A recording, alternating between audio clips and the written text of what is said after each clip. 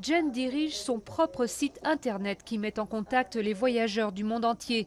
Alors, elle suit de près les débats au Congrès sur de nouvelles lois anti-piratage qui pourraient la forcer à mettre la clé sous la porte.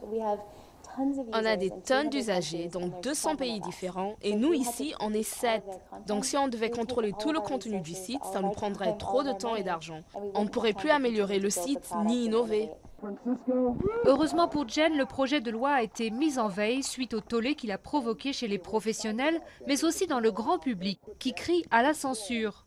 Au cœur du conflit, une bataille juridique entre Hollywood et Silicon Valley. Les artistes et les producteurs veulent garder la main sur la distribution de leurs produits et les sociétés technologiques comme Google veulent préserver la liberté d'échanger sur Internet. La loi a du mal à suivre la technologie. Si on adopte la loi anti-piratage proposée actuellement, l'Internet trouvera une façon de la contourner.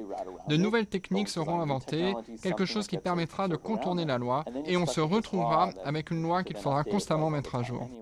Au lieu de combattre le piratage, juridiquement, les détenteurs de droits d'auteur pourraient investir dans la technique. C'est ce qu'avait fait Steve Jobs, le fondateur d'Apple, avec son logiciel de musique iTunes, qui rend l'échange de fichiers musicaux entre usagers très difficile. En attendant, l'industrie musicale et cinématographique affirme perdre des milliards de dollars chaque année à cause du piratage, mais le géant hollywoodien n'est pas sûr d'avoir le dernier mot.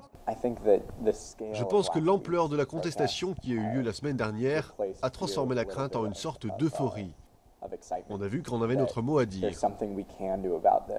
Aujourd'hui, Mega Upload, un site d'échange de fichiers entre internautes, reste bloqué dans le monde entier suite à l'intervention des autorités américaines. Une affaire qui pose la question de la régulation du web, à savoir quel pays peut prendre la liberté de faire la police sur la toile.